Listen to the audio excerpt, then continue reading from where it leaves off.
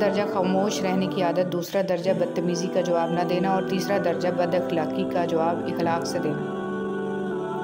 دوستی اور رشتہ ہمیشہ خاندانی لوگوں کے ساتھ کرنی چاہیے، کیونکہ خاندانی لوگوں کو تکلیف کے وقت دیا ہوا پانی کا گلاس بھی یاد رہتا ہے، بے نسل لوگوں کو دیا ہوا خون بھی یاد نہیں رہتا۔ انسان کو زندگی میں دھچکے لگتے رہتے ہیں، وہ دوبارہ بھی اٹھ کھڑا ہوتا ہے، چل بھی پڑتا ہے۔ جانتے ہیں انسان کب دوبارہ اٹھنے کے قابل نہیں رہتا؟ تب جب اس کو پتہ چلتا ہے کہ اسے گرانے والا تو وہ تھا جس کے لیے وہ کھڑا تھا۔ کچھ لمحے ایسے ہوتے ہیں جن کا ہم بہت شدت سے انتظار کرتے ہیں، مگر وہ لمحے زندگی میں تب آتے ہیں جب ان لمحوں کی ضرورت نہیں رہتی۔ آپ دنیا کی تمام عورتوں کو برقع پہنا دیں، پھر بھی حساب آپ کو اپنی آنکھوں کا دینا ہوگا۔ یہ بات سمجھنا بہت مشکل ہے، لیکن سچ یہی ہے کہ اللہ تعالیٰ نے بہت سی تکلیفوں اور پریشانیوں میں خیر چھپا رکھی ہے۔ ہم تصویروں میں خوبصورت اور نمایاں نظر آنا چاہتے ہیں، مگر کردار کی فکر نہیں کرتے اور بھول جاتے ہیں کہ انسان کا کردار اور اخلاق ہی اس کی سب سے بہترین تصویر ہے۔ ایک مرنے والے انسان کو نہیں معلوم کہ تم نے اس کے لیے کتنے آنسو بہائے، لیکن ایک زندہ انسان کو مرتے دم تک یاد رہے گا کہ تمہاری وجہ سے اس نے کتنے آنسو بہائے۔ جو بھی رشتے پاس ہیں، خدارا ان کی قدر کیجیے۔ کم آرزو والا انسان سدا بہار ہوتا ہے۔ دنیا کے عظیم انسان کم آرزو تھے۔ وہ جانتے تھے کہ اس دنیا میں کوئی شے ایسی نہیں جو انسان کو ہمیشہ زندہ رہنے کی استعداد دے سکے۔ جب ہر چیز کو چھوڑ ہی جانا ہے تو پھر حاصل کیا ہے، محرومی کیا ہے، جیت کیا ہے، ہار کیا ہے۔ الفاظ کا چناؤ سوچ سمجھ کر کریں۔ آپ کے الفاظ آپ کی تربیت، خاندان اور آپ کے مزاج کا پتہ دیتے ہیں۔ بے لگام الفاظ بے لگام جانور کی مانند ہوتے ہیں۔ سجدوں میں گرنے سے پہلے ان لوگوں کو گلے لگائیں جو آپ کی وجہ سے اذیت میں مبتلا ہیں۔ دل آزاریاں معاف نہیں ہوتیں۔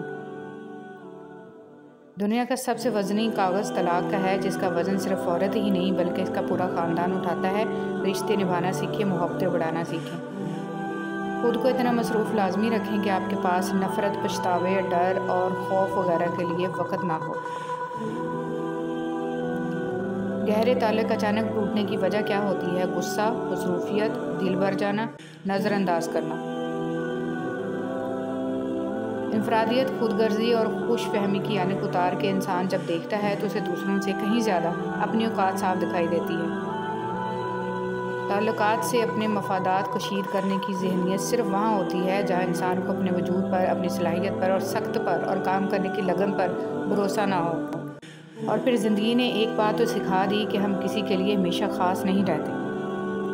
ہر انسان ایک الگ فطرت رکھتا ہے، ہر انسان میں کچھ خوبیاں اور خامیاں ہوتی ہیں، لیکن سب کو ایک نظر سے دیکھنا یا کسی بدگمانی میں سب پر ایک جیسی مہر لگانا قطعاً درست نہیں۔ غم کو بھی اسی طرح قبول کرو جس طرح خوشی کو کرتے ہو، دونوں ایک ہی مصنف کے لکھے ہوئے ہیں۔ جو ہماری مٹھی میں ہو وہ ہمارا نہیں ہوتا، اور جو ہماری گرفت میں نہ ہو کر بھی ہمارا رہے حقیقت میں وہ ہمارا ہوتا ہے۔ ہر کوئی مارنے کے لیے پتھر نہیں اٹھاتا، کچھ لوگ یہ کام لہجوں سے بھی کر لیتے ہیں۔ کسی کے باکمال اور کسی کے بے کمال ہونے میں انسان کا نہیں قدرت کا ہاتھ ہوتا ہے، اور یہ بھی کمال قدرت ہے کہ کمزوروں کا حوصلہ بہت مضبوط ہوتا ہے۔ انسان ہونا ہمارا انتخاب نہیں، قدرت کی عطا ہے، لیکن ہمارے اندر انسانیت قائم رکھنا ہمارا اپنا انتخاب ہے۔ رسول اللہ صلی اللہ علیہ وسلم نے فرمایا، میں نے جہنم کو دیکھا کہ اس کے بعض حصے بعض حصوں کو کھا رہے ہیں۔ نبی کریم صلی اللہ علیہ وسلم اپنے رکوع اور سجدہ میں یہ دعا پڑھتے تھے، سبحانک اللہم ربنا و بحمدک اللہم اغفر لی۔ جب اندھیرے بڑھنے لگیں تو کسی پیاسے دیے میں چپکے سے تیل بھر دیا کرو، ہماری ذات کی روشنی بھی کم نہیں ہوگی۔ وقت اور سمجھ ایک ساتھ خوش قسمت لوگوں کو ملتے ہیں، کیونکہ اکثر وقت پر سمجھ نہیں ہوتی اور سمجھ آنے تک وقت نہیں رہتا۔ کسی کے وقت پر ہنسنے کی غلطی نہ کرنا، یہ وہ وقت ہے جو چہرے یاد رکھتا ہے۔ میں نے ہر کامیاب شخص کو نماز کا پابند ضرور دیکھا ہے۔ اللہ عز و جل ہمیں بھی نماز پڑھنے کی توفیق عطا فرمائے، آمین۔ کسی کو اس کی اوقات یاد دلاتے وقت جو الفاظ ہمارے لبوں سے نکلتے ہیں وہ در حقیقت دوسروں کو ہماری اوقات بتا رہے ہوتے ہیں۔ جس چیز سے تمہارا دل مطمئن نہ ہو اس پر کبھی بھروسہ مت کرنا، کیونکہ دل آنکھ سے بہتر دیکھتا ہے۔ جس معاشرے میں انصاف کا حصول آسان ہو وہاں ترقی کے امکانات زیادہ ہوتے ہیں، اور اگر کسی ایک بے گناہ کو بھی مجرم بنا کر سزا دی جائے تو ایسے معاشرے تباہی کی طرف بڑھتے ہیں۔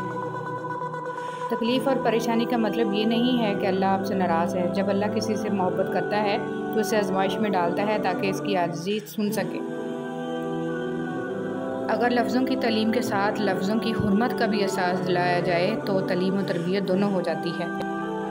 تنقید ہی کرنی ہے تو نرم لہجے میں کریں، کیونکہ نرم لہجہ ضمیر جگاتا ہے، جبکہ سخت لہجہ انا کو جگا دیتا ہے۔